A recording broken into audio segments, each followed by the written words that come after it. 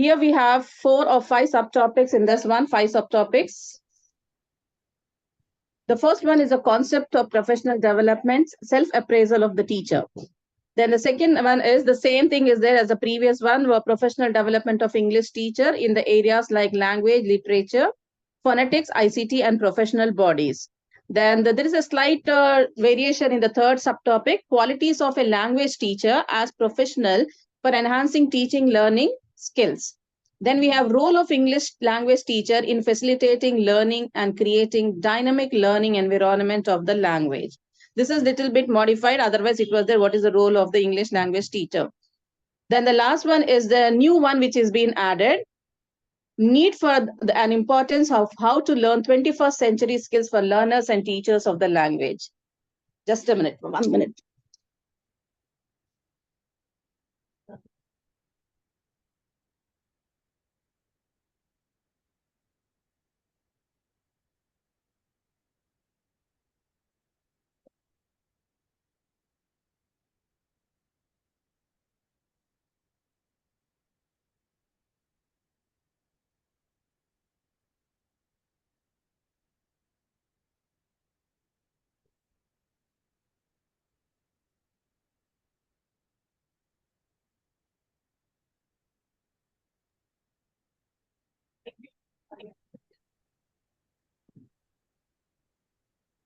Yeah.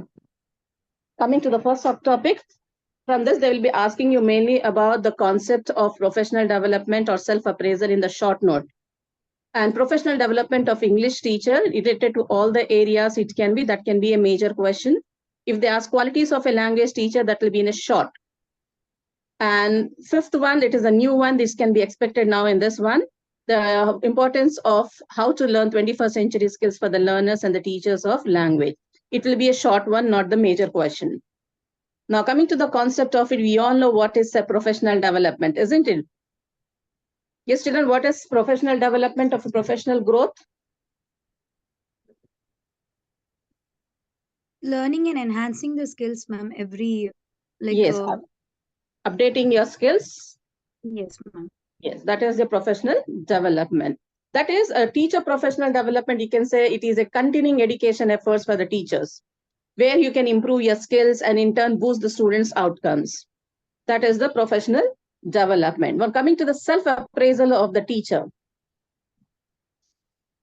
that is reflecting on your own teaching practices, whether you have achieved your objective in the classroom, whether you have the professional growth and how the effectiveness of the classroom it was there.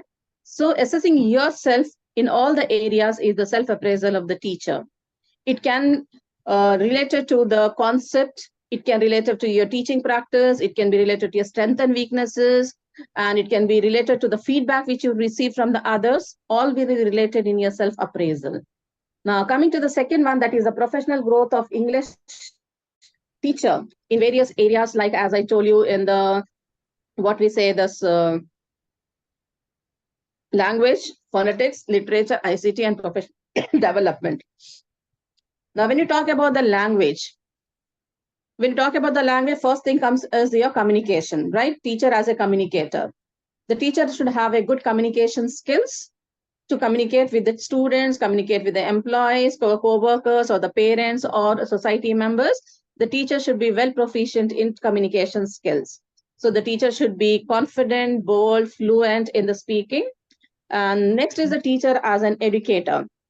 What do you mean by the teacher as an educator? Teachers are here responsible for selecting the educational materials and activities depending upon the need and the age of the students for this assessment in the classroom. So they require the knowledge of the content matter, about the objectives of what they are going to teach and what the students are going to learn. So to make the teaching effective, the teacher should need to know which language problems will resolve the issues. And teacher can pay more attention and interventions in the classroom. And the next one is a teacher as an evaluator. Teacher should be a good evaluator, judge to make the decisions. So here the teacher's judgments can have consequences for the children's lives also. So the teacher should be always unbiased when the teacher is making the judgments about their performances or anything. The teacher as an educated human being. What do you mean by this? Teacher should be an educated human being.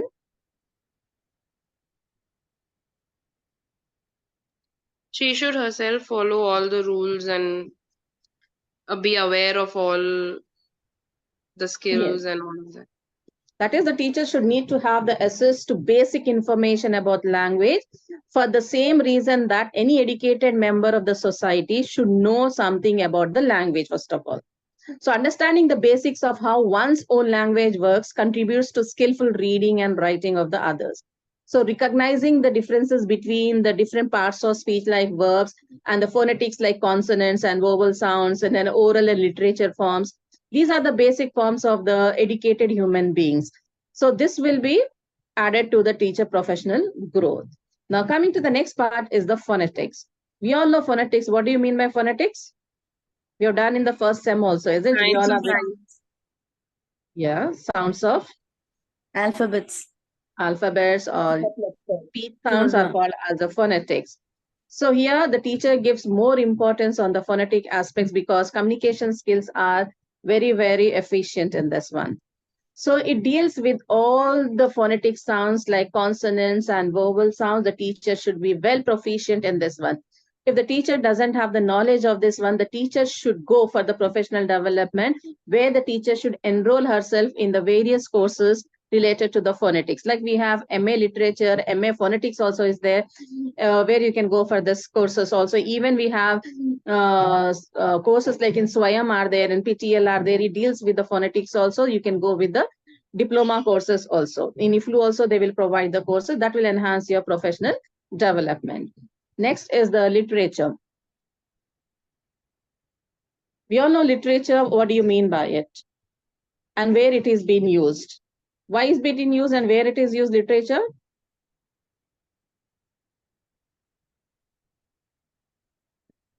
Usually the literature is used to improve the students' general cultural awareness, as well as to broaden the aspects of the thinking of the students.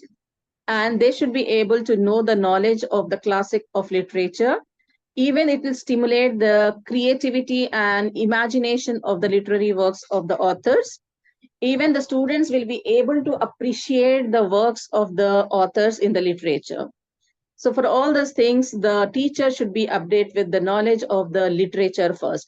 Now in the 8th standard or in the 9th standard, you are teaching with the various things like we have sonnets, elegy is there, metaphors are there, similes are there, various aspects related to the literature are there. So first the teacher should know about all those things.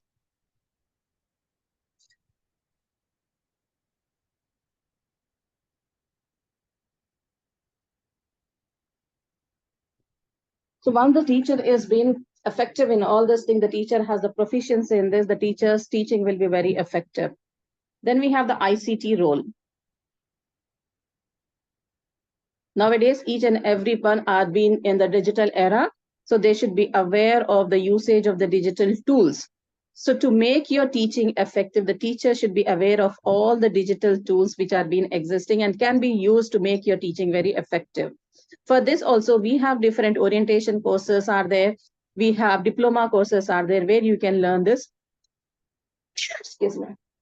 So this one. So when the teacher learns with this one, the teacher gets, excuse me, include in the teaching process, the TV, the teacher can use the televisions, radio, telephony, and internet, all those things. So these are the resources which will be useful for the teaching learning process.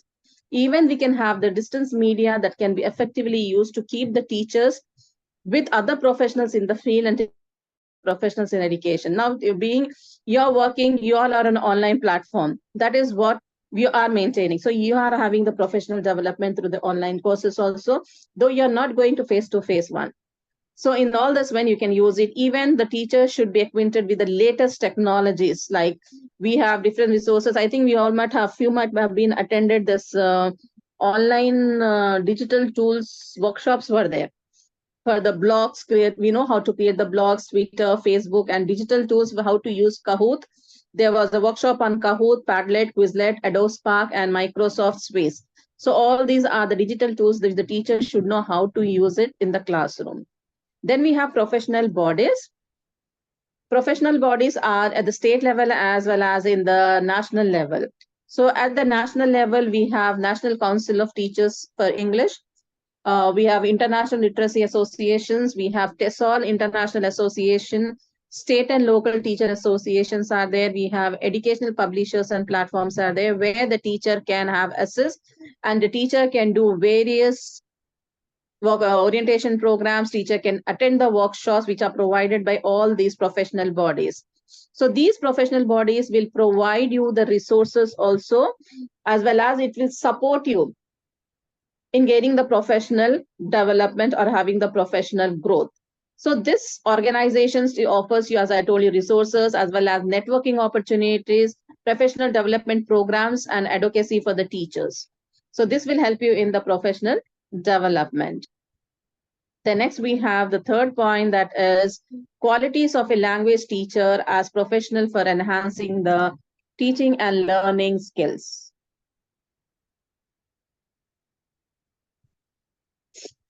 Effective language teachers should possess a number of qualities. There should be a combination of qualities which will enhance their ability to make their teaching process very effective in the classroom. Earlier, if you talk about the qualities of a teacher, you all will give me number of qualities, right? It starts from T. If you say that, take the abbreviation teacher only. With the T, we start with the tactfulness. The teacher should be have tolerance. All those things. You get number of qualities. That are the basic qualities. We all agree that is for each and every teacher.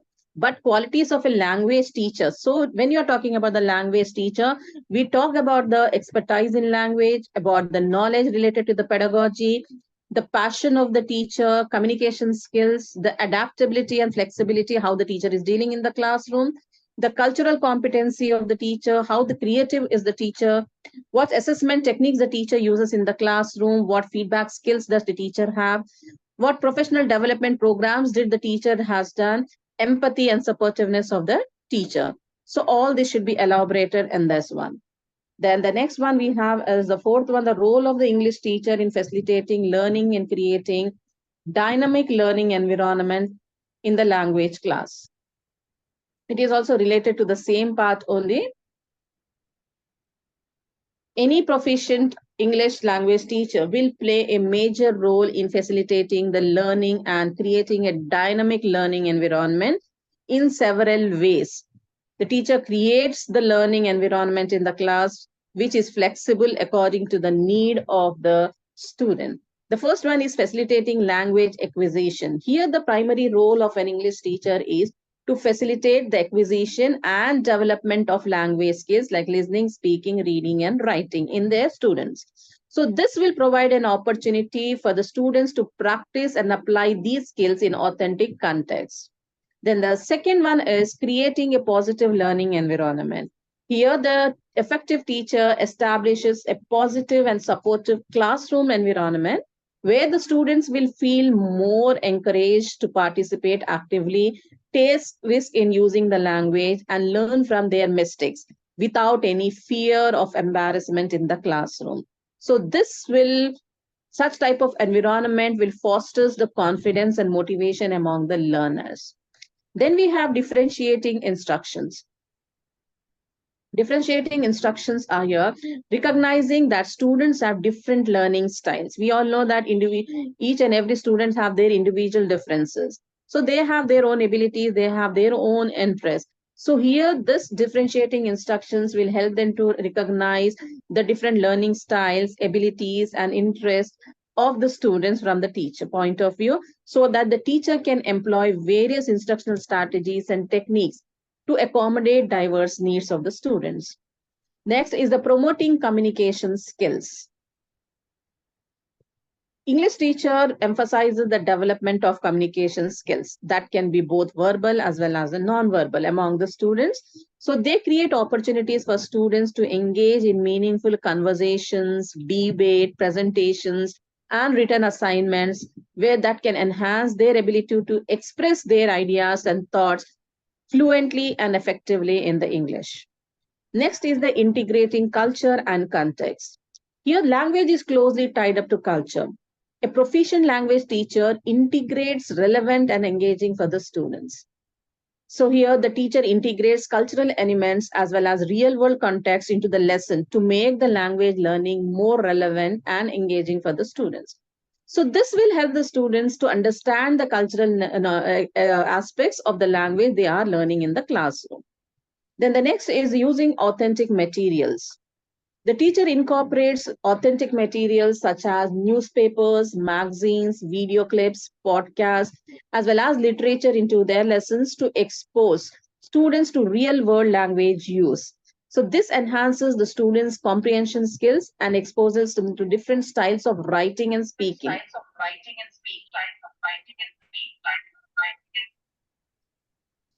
Then we have assessing progress. Effective teachers regularly assess students' progress in the classroom, and this will provide constructive feedback to help students to improve their language skills.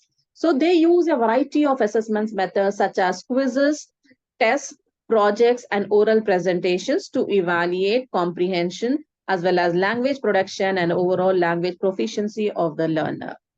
Then promoting critical thinking and problem solving. Language learning involves more than memorizing vocabulary words or grammatical rules in the classroom. Teacher encourages critical thinking skills by posing thought-provoking questions, engaging them in the group discussions, and giving challenges to the students to analyze and evaluate the information or the text provided in English. Then we have harnessing technology or the use of the technology, which you can say, as we all just discussed that in today's digital age, technology can enhance the language learning. So here the teacher should incorporate all the educational technology tools such as interactive websites. We have language learning apps are there, multimedia resources are there. So this will engage the students and provide and learning the additional information or providing opportunities outside the classroom also. Then we have continuous professional development. Finally, an effective English language teacher is committed to their own professional development. They stay updated with current trends in language, technology, or teaching methodologies, attend the workshops and conferences, collaborate with the peer to continually improve their teaching practice, and enhance the students' learning outcomes. Then the last subtopic is the need and importance of how to learn 21st century skills for learners and teachers of language.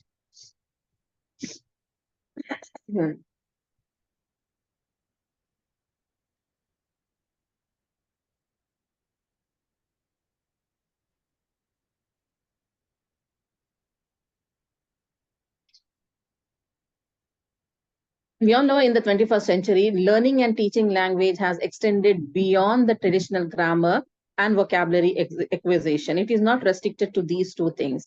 So here there is a critical need for both the teachers as well as the learners of the language to develop the 21st century skills. These skills are very essential for adapting to the rapidly changing global landscape as well as preparing the individuals to thrive in the diverse and interconnected world which we are existing. Here, why we are learning these 21st century skills, that is the main important aspect of the language learning. So now coming to the importance of learners. See, this is for both learners as well as teachers. So first we see for the learners, then we will talk about the teachers. Now, importance of these 21st century skills to be learned by the learners. The first is global communication. 21st century skills such as communication, collaboration, and cultural competence. These are the major 21st century skills, and these are very, very important for learners to effectively communicate with the people from diverse linguistic and cultural backgrounds. So this is very, very important in an interconnected world where global communication is commonplace. So critical, what we say, the next point is the critical thinking and problem solving. These skills enables learners to analyze information, evaluate the arguments, and solve problems creatively. So in language learning, critical thinking helps students to interpret and produce language in different contexts, enhancing their language proficiencies. Then we have the digital. Third one is the creativity and innovations. We all know what is creativity and what is innovation. So encouraging creativity in language learning will allow the learners to express themselves in the target language through writing, speaking, and cultural exploration. That's why we give the questions in creative expressions, which can be oral or it can be in a written forms. So innovative thinking here will help the learners to adapt the language to new situations and create meaningful connections with the others where we are living together. Then we have digital literacy. Proficiency over the using the digital tools and the resources is very, very essential for language learners because they should be able to assess the authentic language materials, collaborate with the peer group globally, and navigate these digital communication platforms effectively. We have number of digital platforms which are used for communications. Can you give me a few examples where you all are communicating globally? In day-to-day life, you all are using? Mobiles. Mobiles. In that, what are the digital platforms you are using? WhatsApp. Skype. Right now. Yes, WhatsApp, you have many Skype. things. Yes, right. So next is the adaptability and flexibility. The ability to adapt to a new situation and learn continuously is very, very crucial in today's dynamic world because everybody will not be ready to accept the new changes. It is very difficult task for the learners to adapt to the new one. So here the language learners needs to be flexible in their language use and cultural interactions, which fosters resilience and openness to the new ideas among the learners. Now coming to the importance for teachers. First one is facilitating active learning. Teachers who are equipped with this 21st century skills, they can create engaging and interactive lessons that encourages active participation and collaboration among the students. So this type of approach will enhance language learning outcomes by promoting meaningful interactions in the target language. Then the second one is integrating the technology. Teachers who are proficient in the 21st century skills can effectively integrate the technology into language instructions. They use digital tools to enhance their language learning activities as well as provide personalized feedbacks to the students and create authentic learning experience for the students. Then they're promoting critical reflections. The teachers with strong critical thinking skills encourage the students to critically reflect on their language learning process. They identify the areas for improvements and set goals for language proficiency development. Then we have cultural competence. Language teachers need to understand the cultural differences and integrate the cultural elements into their lessons. So this helps the students to have the cultural competence and appreciate the diversity of the languages and cultures in the global context. Then we have professional collaboration. Collaboration among teachers is very essential for sharing best practices, developing innovative teaching strategies, and stay updated with the advancement in the language education. So here the teachers with collaboration skills can engage in meaningful professional development opportunities as well as contribute to the broader language teaching community. I think this is the end of the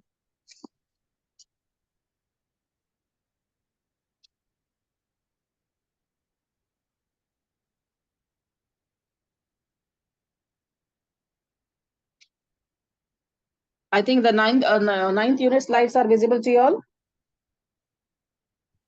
Yes, ma'am. Yes, ma'am. Unit 9.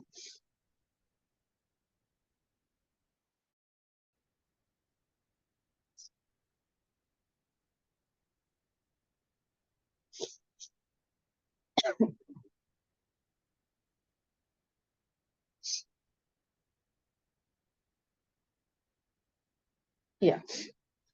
Unit 9 is language curriculum analysis and pedagogical impact on the learner. So this curriculum analysis you all have done in the internship before going prior to the internship, you all have done the curriculum analysis, syllabus analysis, where you have prepared your period plans based upon this analysis. Now coming to this one, in this unit, we will be dealing with the concept of curriculum and syllabus according to your concept. Next is the analysis of types of pedagogy in language teaching related to different pedagogies like social pedagogy, critical pedagogy, cultural pedagogy, and Socratic pedagogy. This is the new topic which is included in this syllabus. So this time they may ask the question from this one.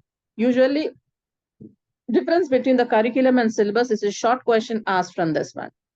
Then we have understanding the language skills, poetry, prose, comprehension, and grammar lessons related to your class 8, 9, 10, 10 from the pedagogical content knowledge perspective. This is also the new concept which is added in this year.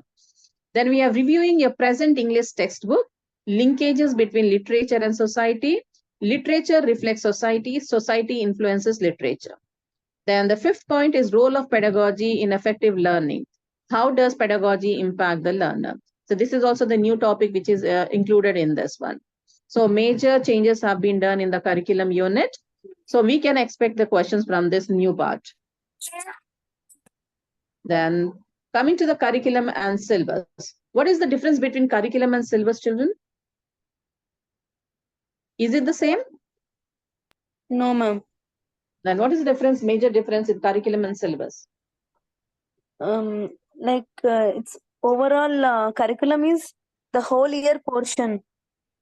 Yeah, for the entire year, for the academic year, for the particular class which we give, that is the curriculum. The syllabus is a part of your curriculum. So curriculum refers to your overall plan or framework for organizing and delivering educational experiences in the school or any other educational settings.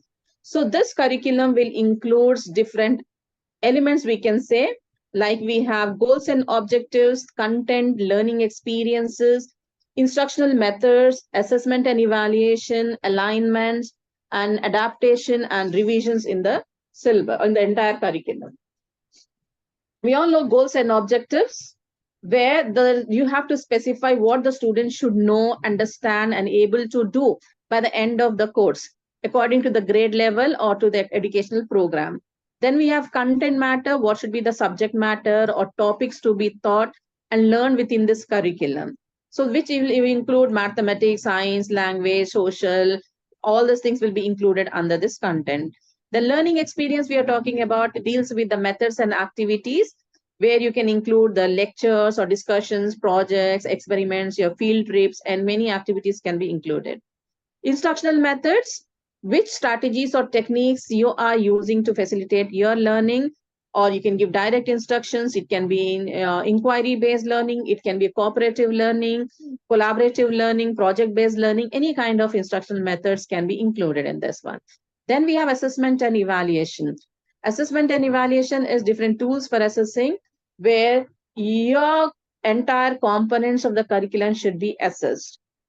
Adaptation and revision, there the curriculum should be responsive to students' needs, society changes, as well as the research in education. So it must maybe, or it should be ready to adapt or revise the curriculum whenever it is needed to make the effective. Then we have syllabus.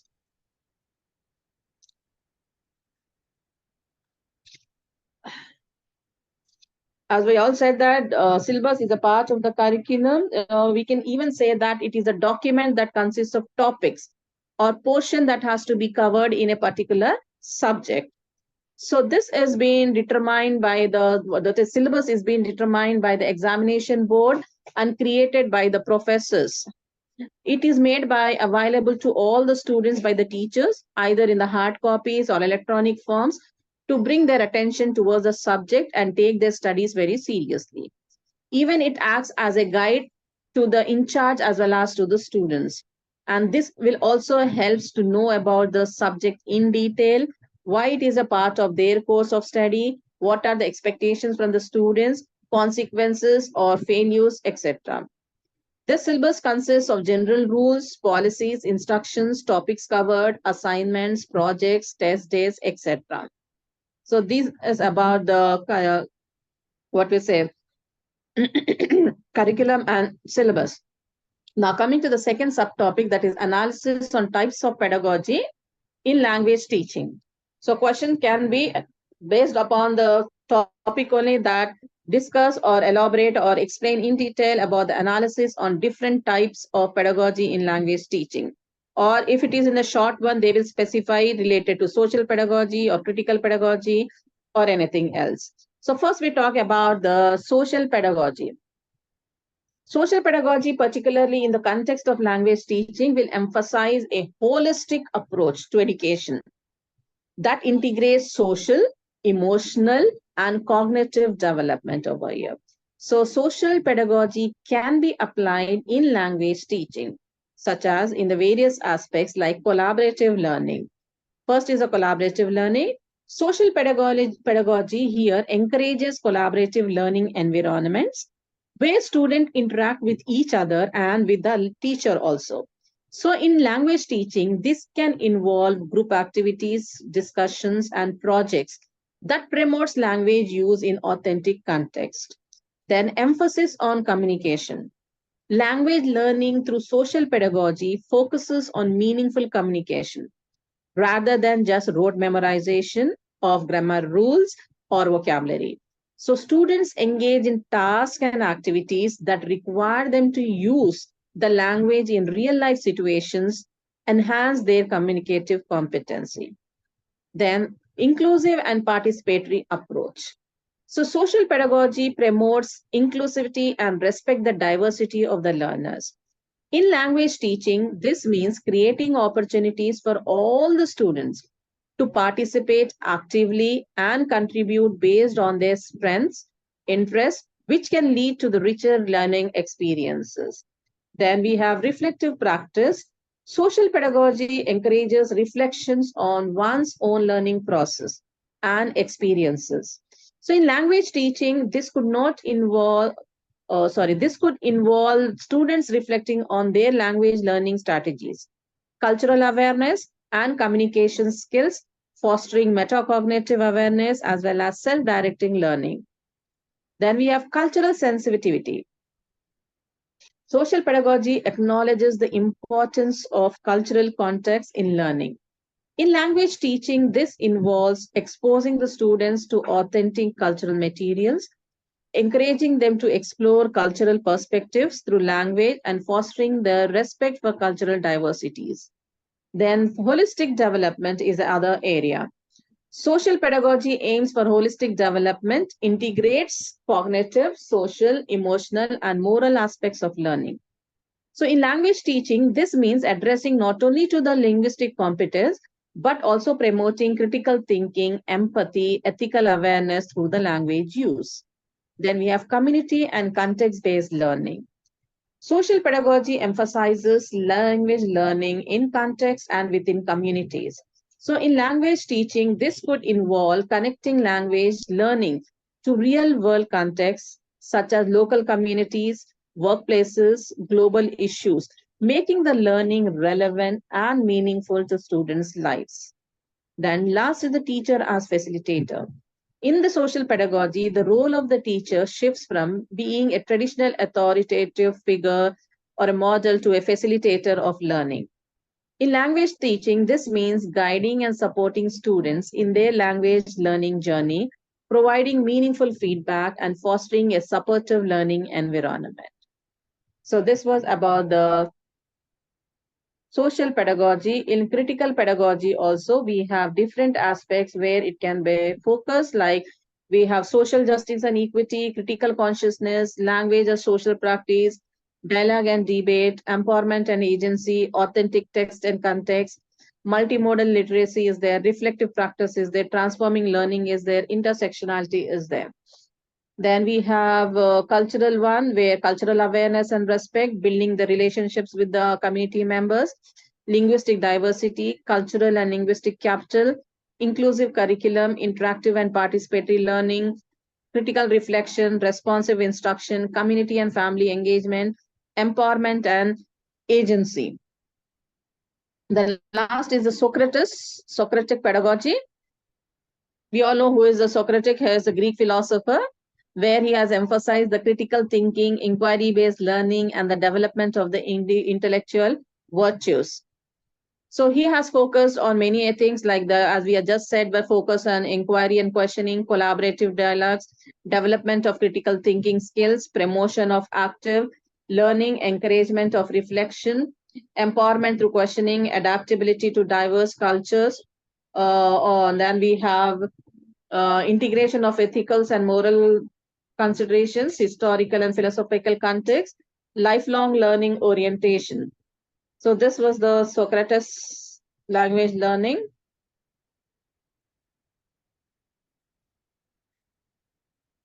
Then we have the third subtopic, understanding the language skills, poetry, prose, comprehension, and grammar lessons related to class 8, 9, and 10 from pedagogical content knowledge perspectives. So here, pedagogical content knowledge will refers to all these things, such as the areas like we have language skills, basic LSRW, we have poetry, prose, comprehension, grammar in all the classes like 8, 9, 10, 10. So now according to the pedagogical content knowledge, these can be applied into the different areas. As we have said now, what are those areas? Language skills and all those things. I'll just give a gist of this one. Language skills, when you talk about it, as per this pedagogical content knowledge perspective, teachers need to understand the development progression of language skills, that is listening, speaking, reading, and writing at different grade levels. For classes 8, 9, and 10, teachers should design activities and tasks that scaffold the students' abilities to comprehend and produce complex text. So this might involve differentiation in instructions to meet the diverse learners' needs and promoting the academic language proficiency required for the higher grades. Now, coming to the poetry, the teacher should have a deep understanding of poetic forms, literary devices, and thematic elements commonly found in the poetry. When teaching poetry to the classes 8, 9th, or 10th, teacher can guide the students in analyzing the poems for imagery, symbolism, tone, and theme. They should use strategies to help the students interpret and appreciate the poetic language, encouraging discussions that deepens the students' understanding and emotional engagement with the poem. Next, we have the prose. The teacher needs to be very familiar with different aspects of the prose. Like we are talking about the short stories, novels, and essay, and the elements of narrative structures, characterizations, plot development. So in classes 8 to 10, the teacher can employ strategies like close reading, character analysis, and plot mapping to help the students comprehend and interpret prose text. So they should also facilitate discussions on the author's purpose, theme, and literary techniques, which are used in the prose writing. Then we have comprehension aspect. In the comprehension, the teacher requires strategies to teach reading comprehension skills, including summarizing, interferencing, predicting, and evaluating the text. These skills we will be learning in the reflective reading later on. For classes 8 to 10, teachers can use pre-reading strategies. During the reading strategies, the teacher can use question techniques and post-reading activities like summarizing, discussing. So this will enhance the comprehension skills in the learners. Then we have grammar lessons also.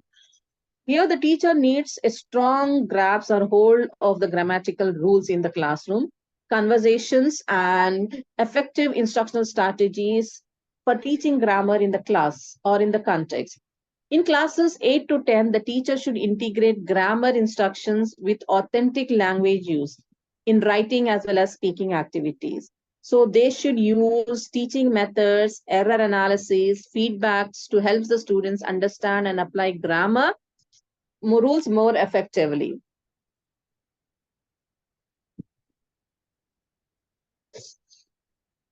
Then we have fourth one, that is reviewing the present English textbook. Linkages between literature and society. Literature reflects society and society influences literature. That is vice versa.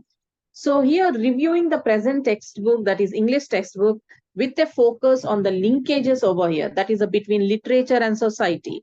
Particularly the idea that literature reflects society and society reflects the literature reveals several critical insights and implications for education, such as literature as a mirror of society, impact of societal influences on literature, interdisciplinary connections, critical analysis and interpretations, cultural diversity and representations, contemporary relevance. Now we'll see what is this literature as a mirror of a society.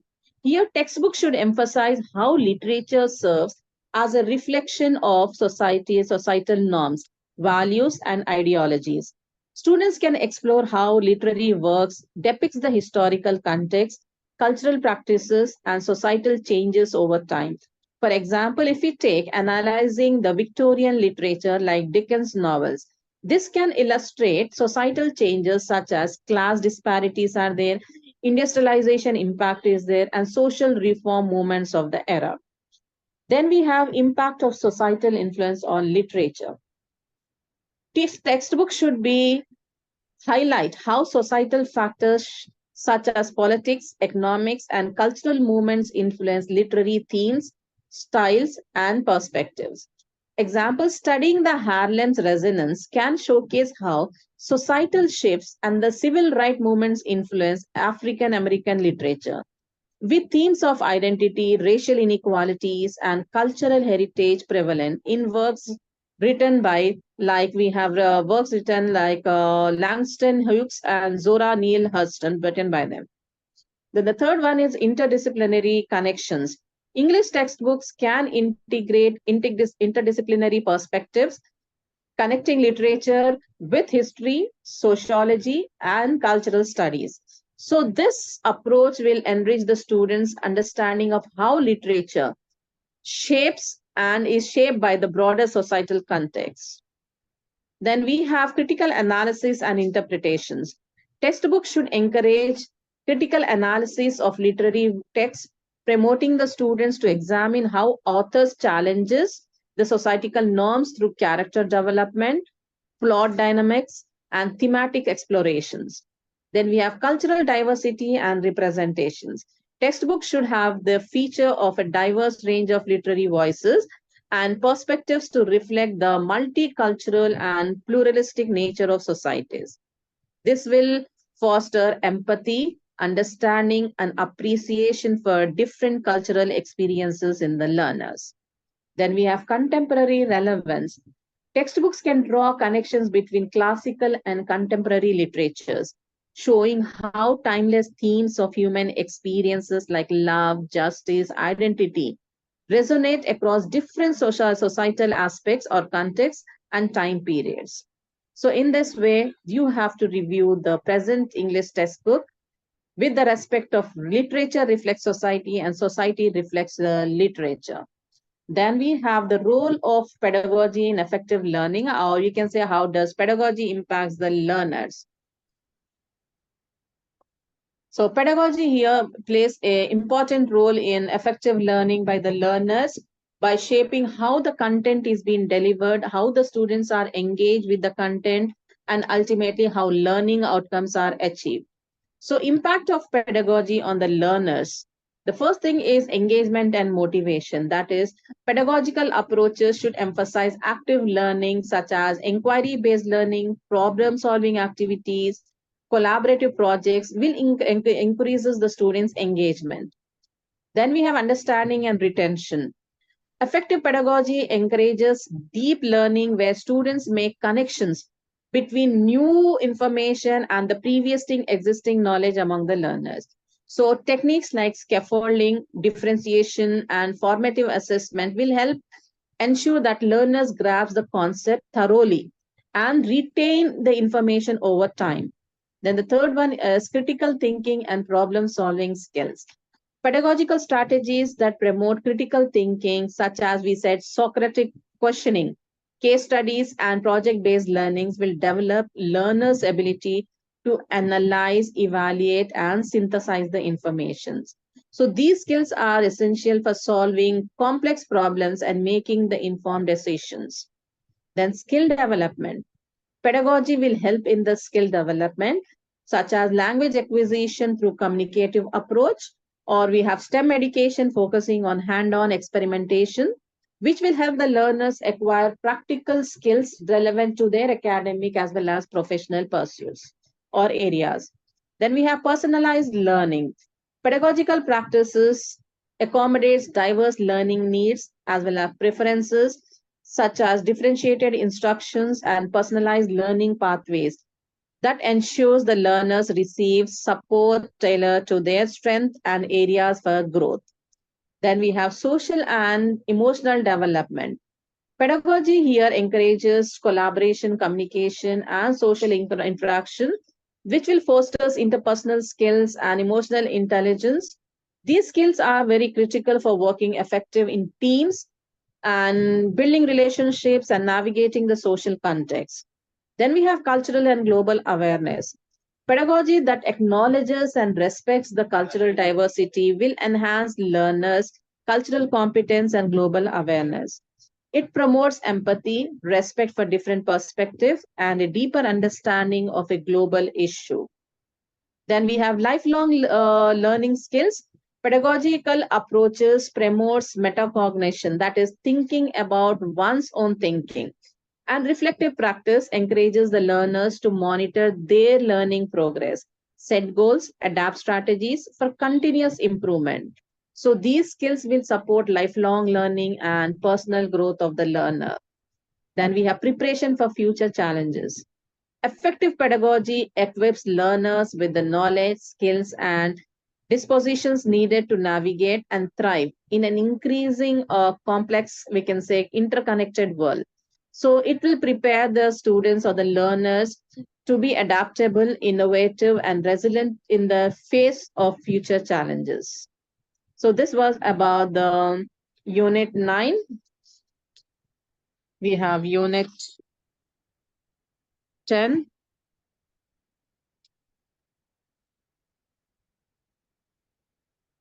Unit 10 is assessment and evaluation.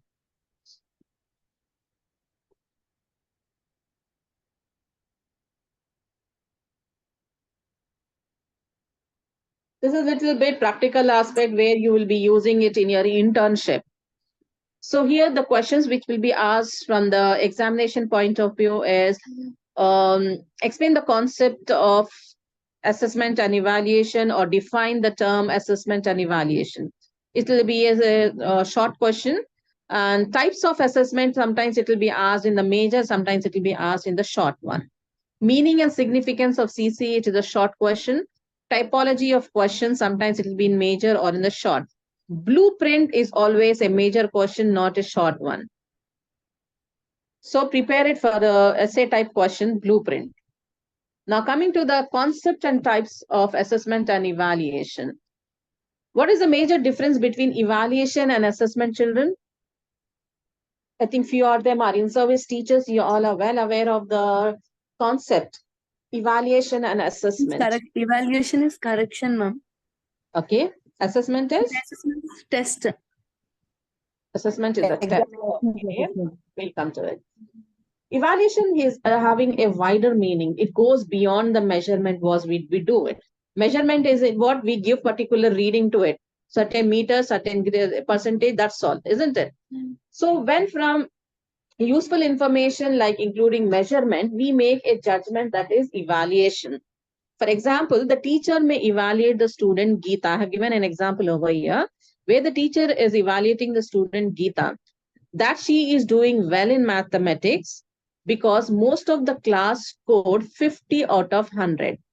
So this is an example of evaluation using quantitative data, that is a measurable information. So based upon this quantitative information, teacher is giving the qualitative data. So the teacher might also make an evaluation based on qualitative data, such as her observation that Geeta works hard, has an enthusiastic attitude towards mathematics, and finishes her assignments quickly. This is called as a evaluation, which we do it. So evaluation can be, it is a science of providing information for making any decisions.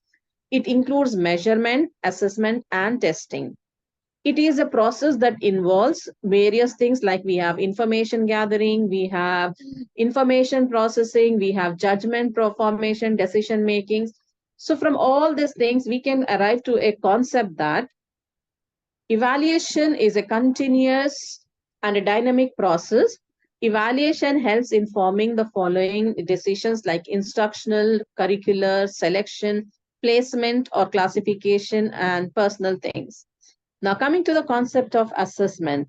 Assessment refers to the process of gathering and analyzing or synthesizing information from multiple sources, some or all of which may be tests, as you all said, for the purpose of discovering and documenting the students' strengths and weaknesses, planning and enhancing the instruction in the classroom. So this can be defined as an assessment.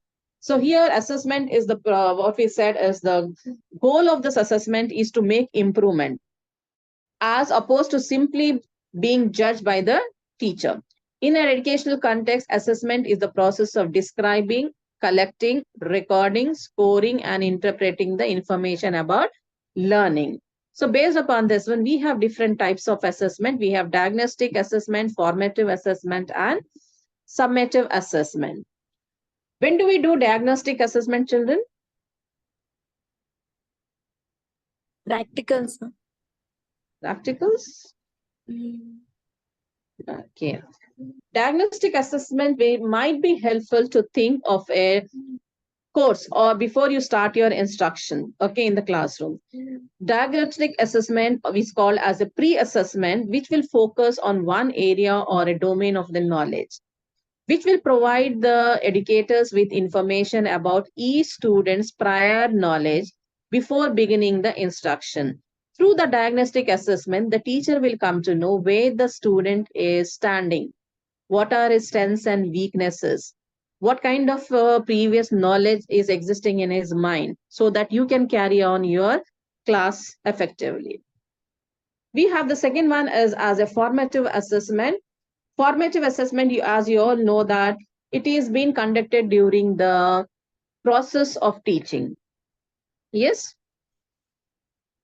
It is an Yes. assessment that is conducted during the process of teaching. So it is through the observation of the students' responses. When in your internship, you are taking the classes, isn't it? So when you are teaching, every time when you are interacting, you are doing observations, you are involving the students in activities, how they are responding, you're conducting the slip test, you are giving a project, all this comes under your formative assessment. So it is through the observation of student responses, students' engagement, students' notebooks are there, assignments are there, written works are there. So the formative assessment will be conducted by the teacher during instructions without the knowledge to the student. In the classroom, you are taking a quiz in the regular class. That is also one of the tool of the assessment. So here the teacher observes the record, observes the students, as well as the teacher records the students' progress or the learner's progress over here, and as well as the learning gaps, where they are finding the gaps, where are the weaknesses, the teacher will find out and try to overcome those things. So here no paper pencil test is there for the formative assessment. Then we have some main features of this one are assessment, formative assessment. First one is it is a diagnostic and remedial assessment, where you can diagnose the strengths and weaknesses and provide the remedial measures. It makes the provision for effective feedback. Then and then only you will be providing the feedback to the students. And this kind of assessment provides the platform for the active involvement of the students in their own learning.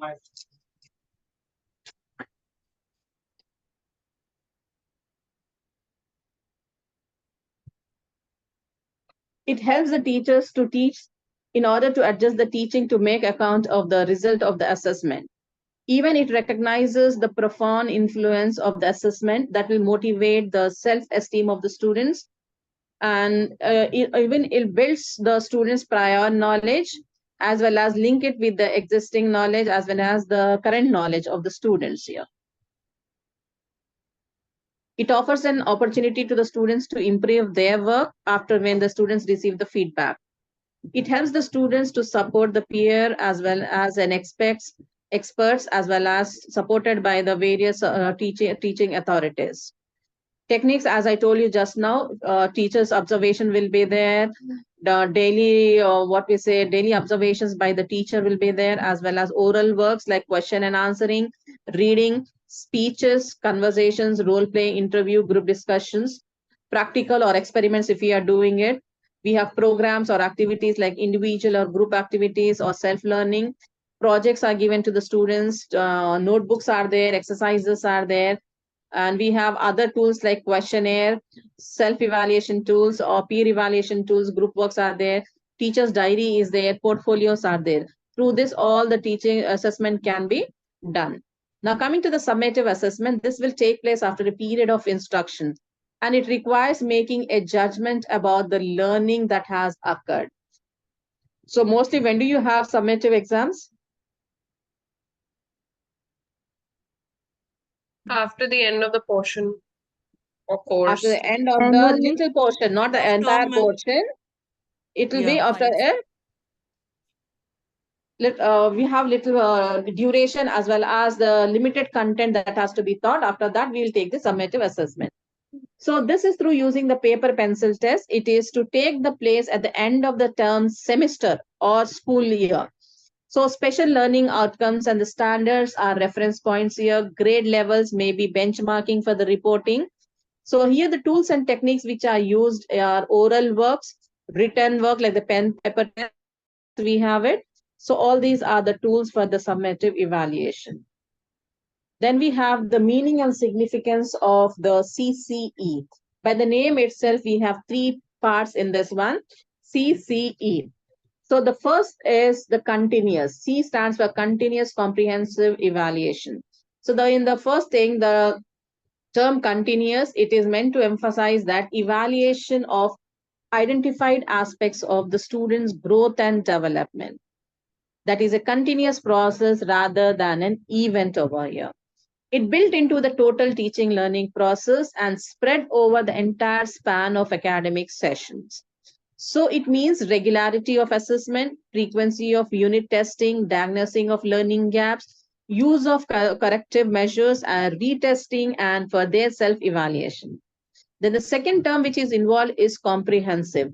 That means that the scheme attempts to cover both scholastic and the post-scholastic aspects of the student's growth and development.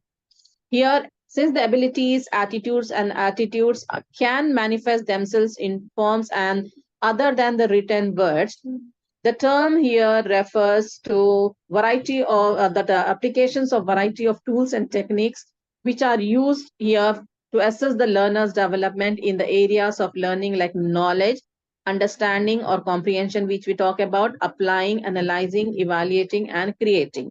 So it deals with the entire domains of the Bloom's taxonomy. Then we have the end of the term, significance of the CCE. According to the CBSE concept, CCE is given by the CBSE actually. So according to the CBSE concept, note, implementation of this student's assessment and evaluation systems will be like to help the develop cognitive, psychomotor, and affective skill. As I told you just now, it deals with all the domains. So it helps to develop the cognitive, psychomotor, and affective skills. It develops students' thinking process while de-emphasizing the memorization. It makes continuous evaluation as an integral part of the teaching learning process. So use of evaluation data for improving the teaching learning strategies.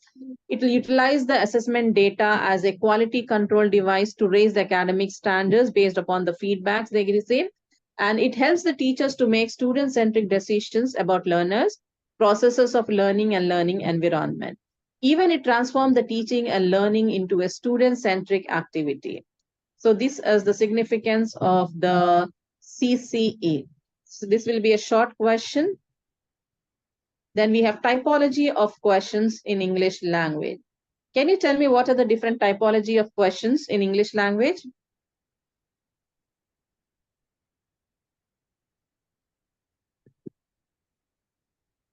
Yes, what are the different types of questions? Ma'am, essays, Yeah, short questions. questions. Multiple choice questions? Yes, multiple choice questions. So in the context of English language, questions can be categorized into different or various types based on their structure, purpose, as well as complexity. So we have, based upon the cognitive levels, we frame different types of questions. Like we have closed questions, open questions, direct questions, indirect questions are there, rhetorical questions are there. Coming to the closed questions, these questions typically elicit short, specific answers such as, Yes or no. There is no other option. You say yes or no in a single word or phrase. Example, is she coming tomorrow? Yes or no. Have you finished your homework? Yes or no. Then we have open questions. Open questions require more elaborate responses and encourage discussions or explanations. Example, what are your plans for the weekend?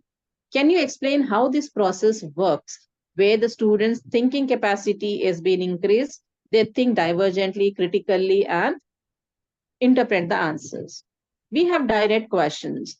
In the direct questions, what type of questions can be a direct? Direct questions are straightforward queries in order to seek the information. For example, who is your favorite author? It is a direct question. You will say to Shakespeare is my favorite author. Where do you go for vacation? You can use indirect questions. These questions are embedded within a stable, polite, or indirect communicative purpose. Example, I wonder if you could tell me how to get to the library.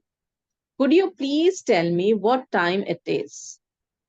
We have rhetorical questions. Questions asked for effect or to make a point rather than to elicit information. Example, who doesn't like chocolates?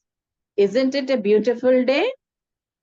So this type of questions can be asked in this one. We have tag questions apart from this. WH type of questions are there. WH type of questions are why, who, what, when, where. So these questions begins with the words who, what, when, where, why, or how to seek specific informations. Example, where did you go yesterday? Why are you late today? Apart from this, we have tag questions. Tag questions are short questions added at the end of the statement to seek confirmation or agreement. Example, you are coming to the party, aren't you? She's your sister, right? As you all said, multiple choice questions. Questions with several options, possible answers, where the respondent chooses the correct or the most appropriate one. For example, which of the following is an example of a mammal? A, bird, B, fish, C, dog, D, snake. Which is the correct answer, children? Dog. Right, dog. Then we have fill in the blanks. Fill in the blanks questions. Questions or statements where respondents must complete missing word or the phrases. For example, the cat sat on the dash. Answer can be various things. It can be mat according to the content which you are teaching. Essay questions. Questions that require a longer, more detailed written responses, often demonstrating the knowledge, analyzing, or argumentation. For example, discuss the impact of climate change on global agriculture. Explain the role of the teachers in today's world or digital era. Such type of questions are essay type of questions. We have critical thinking questions also. Critical thinking questions where help the students to think in the divergent way. Questions that require deep thinking, analysis, evaluation, and synthesis of information are critical thinking questions. Example, how would you solve the problem of homelessness in your community? Then the next one is the problem solving question. Questions that present a scenario or challenge requiring logical reasoning and solution development among the learners. Example, if a train leaves the station at 8 a.m. and travels at 60 meters per hour, how long will it take to reach its destination 300 miles away? The students have to analyze this one scenario and they have to come up with the solution. Leading type of questions. Questions that guide or suggest a particular answer, often used in interviews or persuasive contexts. Example, wouldn't you agree that this is the best solution? We have hypothetical questions. Questions that pose scenarios or conditions that are imagined or theoretical. Example, what would you do if you won the lottery? So children, when you are preparing a lesson plan, at the end, we have extrapolating the text. In extrapolating the text, the test step, you have to use this type of questions. Like we have critical thinking questions, analytical thinking, inferential thinkings, hypothetical questions, inferential questions, reflective questions. These should be there in extrapolating the text. That is where the students are thinking beyond the text, but similar to the context, but it should be beyond your text. The such type of question should be there in your extrapolating the text. Then we have the last one is embedded questions. Embedded questions are a part of a larger sentence or the statements. Example, she asked me where I had been all day. So you have to elaborate this one and say where you were there, elaborate your question.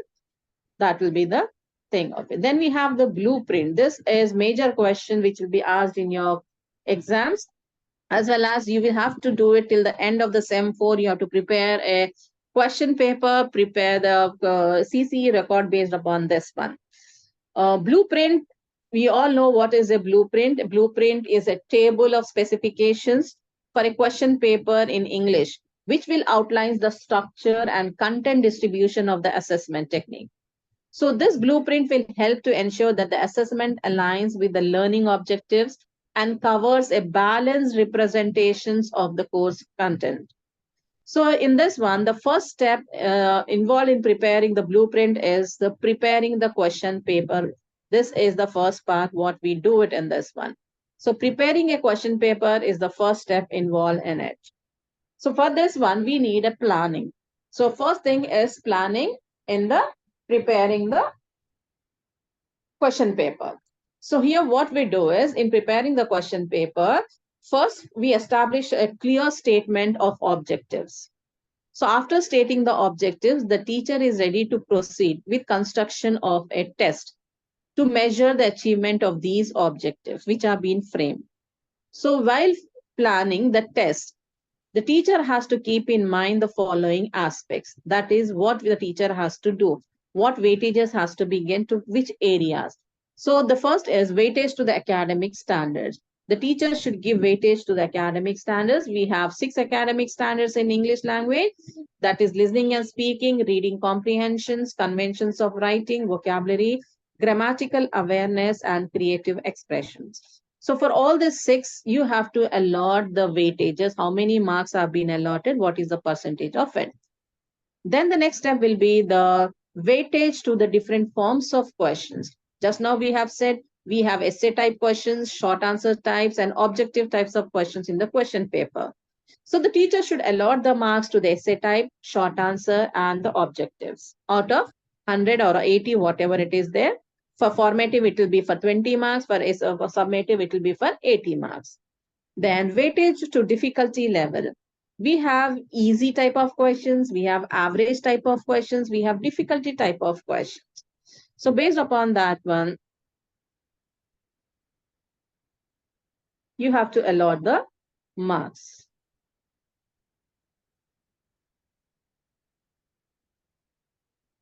So based upon the 20 or 80, you have to give the marks.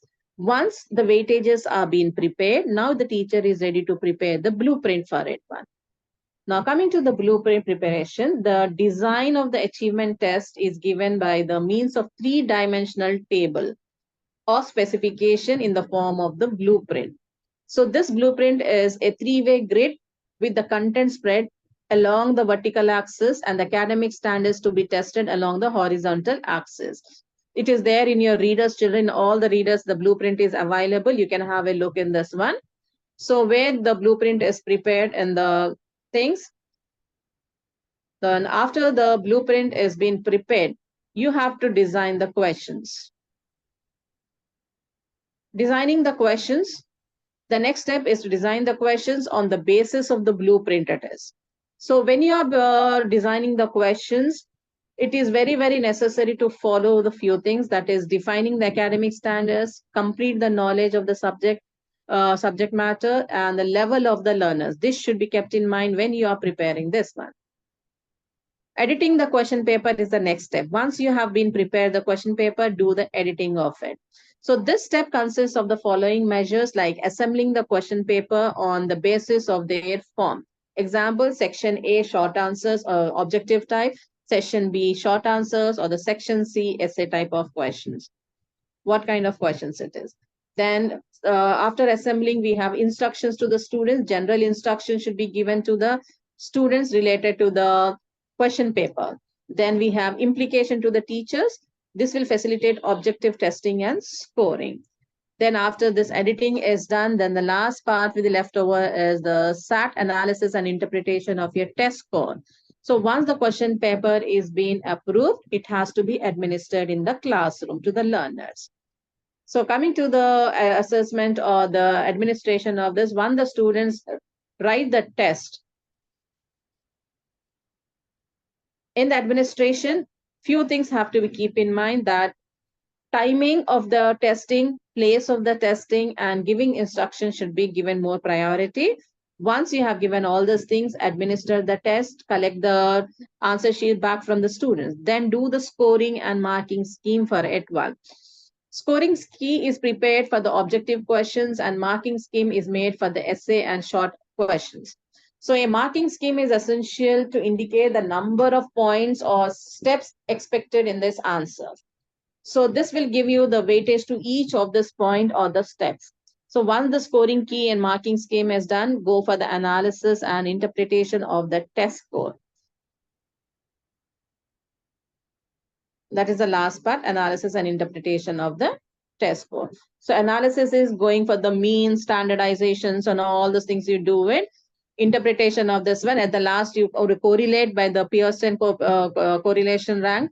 Then you say that whether they have been to this range or this range, what is the thing. Based upon that one, you do the interpretation that you have find the various weaknesses or the learning gaps where the student is lacking behind. So what type of remedial measures you can suggest it. So here the problems will not be asked for your children.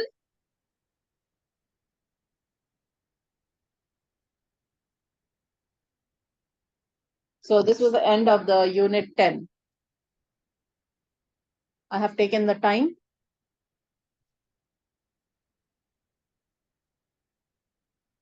Yes. Hello. Hello. Yes, ma'am. Yeah, ma'am. We are done with all the 3 units, 8, 9, and 10. Yes, ma'am. I will be forwarding the question unit wise on the mail to the sir. In assignment, ma'am, you are asking? No, ma'am. Unit wise important questions I'll forward it. Sure. Thank you, ma'am. Okay, ma'am. I think we can Ma'am? leave now. Yes. Ma'am, about that PPT yesterday, there was the college, sir sent some message regarding that PPT and said that those doubts will be clarified here now. Like we were Okay. asked to do some PPT, ma'am, and based on, and we need to give some seminar. What is it all about, ma'am? PPT and seminar. Yes, ma'am. Yes, but ma'am. But I did not. Ma'am, that class is at 2:30. It's a separate class. It's a Because separate I did not class. get any information related to it. Okay. Fine. Okay, right. Thank you. Thank you, Thank ma'am. you.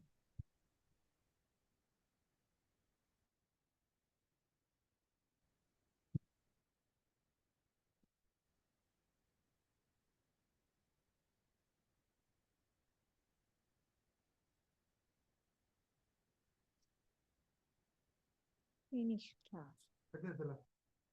English ఆమె fast చెప్తుంది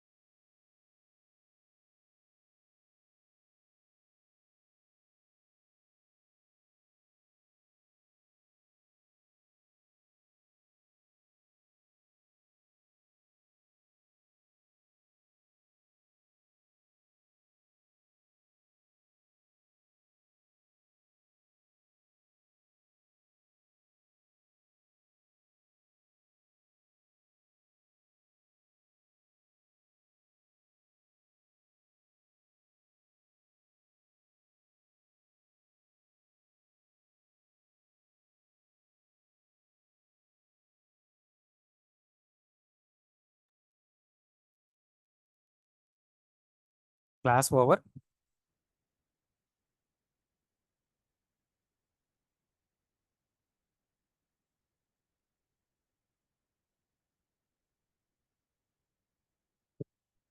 Thank you, students.